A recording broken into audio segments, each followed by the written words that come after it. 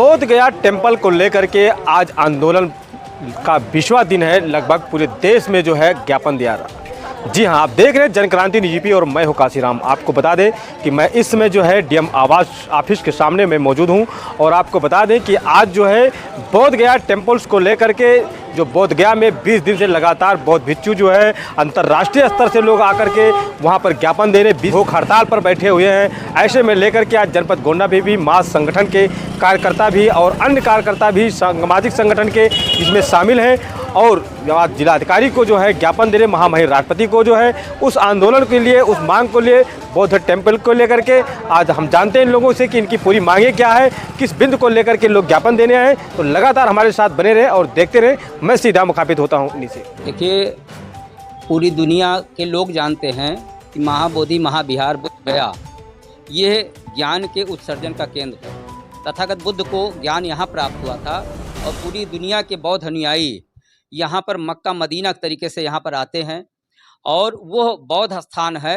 बौद्ध स्थान पर जो है दूसरे धर्म के लोगों का जो कब्जा हुआ है और हमारा भारतीय संविधान लागू होने से पहले बीटीएमसी एक्ट 1949 बना था, जो भारतीय संविधान लागू होने के बाद निष्प्रभावी हो जाना चाहिए, निरस्त हो जाना चाहिए, लेकिन वो आज भी लागू हुआ है। उसी बीटीएमसी एक्ट के तहत जिसमें से 4 बौद्ध प्रतिनिधि हैं और 5 जो है गैर बौद्ध प्रतिनिधि हैं, जिसके वजह से वहाँ के प्रबंधन में वहाँ की इस पूरी व्यवस्था को छिन्न भिन्न किया जा रहा है। बौद्ध जो है तीर्थ स्थल होने के बावजूद वहाँ पर जो है शिवलिंग रखा जाता है, वहाँ पर जो है तरह तरह के चमत्कारों का कार्य किया जाता है। इस नाते जो है उस बौद्ध तीर्थ स्थल को जो है बदनाम किया जा रहा है और उसका जो है उसकी गरिमा को जो है मिटाने का काम किया जा रहा है।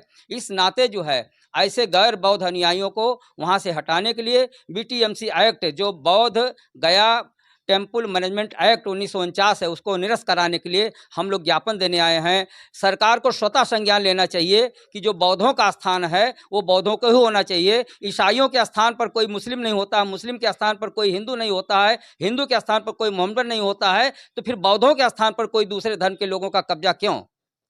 ये हमारा जो है मौलिक अधिकार है और भारतीय मौलिक अधिकार का अनुच्छेद 25 से 28 तक ये दिया गया धार्मिक स्वतंत्रता का अधिकार हमको मिला हुआ है। तो किस प्रकार से हमारी धार्मिक स्वतंत्रता का जो है खंडन किया जा रहा है, उसको न्यून किया जा रहा है, उसको जो है कमज़ोर किया जा रहा है।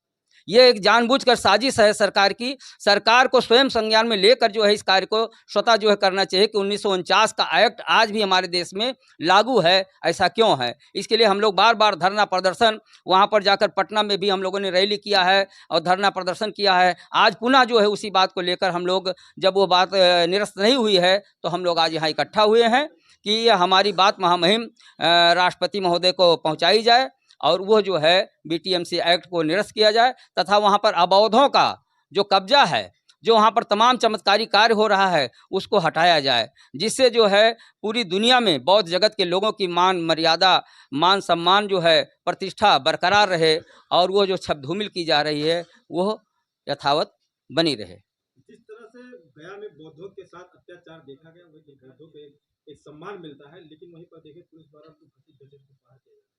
हाँ, ये एक मनुवादी व्यवस्था के लोगों की सोच है कि ज़बरदस्ती, जिस प्रकार से आप जानते हैं कि अयोध्या में राम जन्मभूमि की जब खुदाई हुई थी तो वहाँ खुदाई में जितने अवशेष मिले थे सब बौद्धों के अवशेष मिले थे। इसके बावजूद ज़बरदस्ती मनुवादी व्यवस्था के शासक होने के नाते इन लोगों ने न्यायपालिका को अपने कब्जे में लेकर ज़बरदस्ती वहाँ पर राम मंदिर की स्थापना कराई। उसी प्रकार से उस बौद्ध महाबोधि महाविहार को जो है ये लोग चाहते हैं कि इसको भी जो है उसी प्रकार हिंदुओं के कब्जे में कर दिया जाए।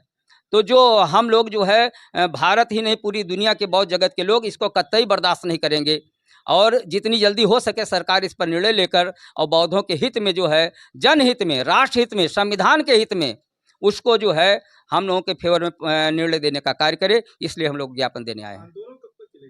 आंदोलन तब तक चलेगा जब तक बौद्धों का अधिकार जो है और वो बीटीएमसी एक्ट निरस्त नहीं किया कर दिया जाता है। ये आंदोलन तब तक अनवरत चलेगा, अनिश्चित काल के लिए। अंतर्राष्ट्रीय स्तर के लोग बौद्ध भिक्षु वहाँ पर आ गए, लेकिन तमाम राजनीतिक दल जो हैं हमारे भारत में भी हैं, बिहार उत्तर प्रदेश में भी हैं, लेकिन कोई दिखाई नहीं दे पड़ा। इस पर क्या कहेंगे?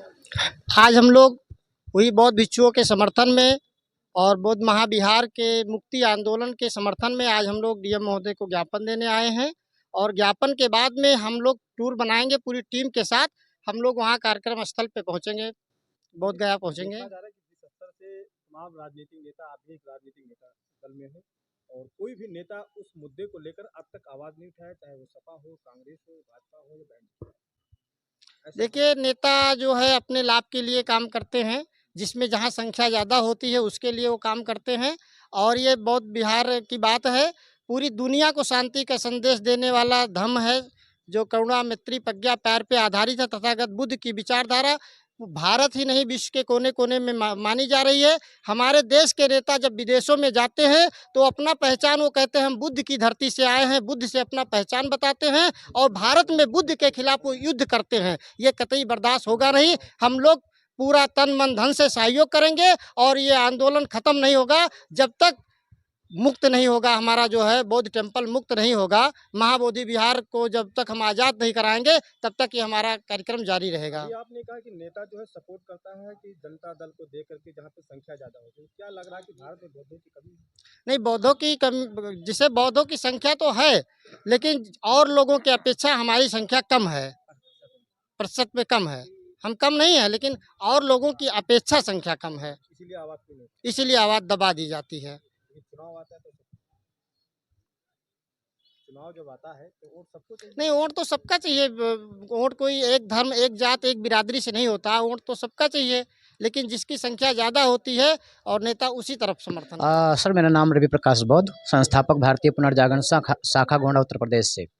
और हम लोग आज एकत्रित हुए हैं।